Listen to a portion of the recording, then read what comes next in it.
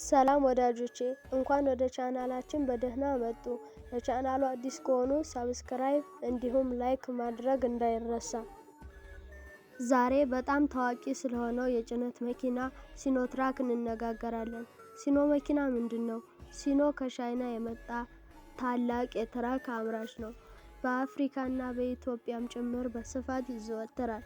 የሲኖትራክ ዋና ዋና ጥራቶች፣ አንደኛ ከባድ ጭነት መሸከም፣ ሁለተኛ ነዳጅ ቆጣቢነት፣ ሶስተኛ የመግዣ ዋጋ ተመጣጣኝነት።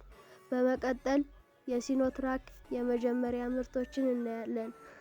የሲኖትራክ የመጀመሪያ ምርት ሆዋንግ 150 የተባለ 8 ቶን መኪና ነበር። በ1960 በቻይና ተመረተ፣ ወደ ገበያ መጣ። መሰረቱ ከጀርመን ኤምኤን ቴክኖሎጂ ተወስዶ ተሰራ። ስለዚህ ሲኖ መኪና ጠንካራ፣ አስተማማኝና ለንግድ ተመጣጣኝ ምርጫ ነው።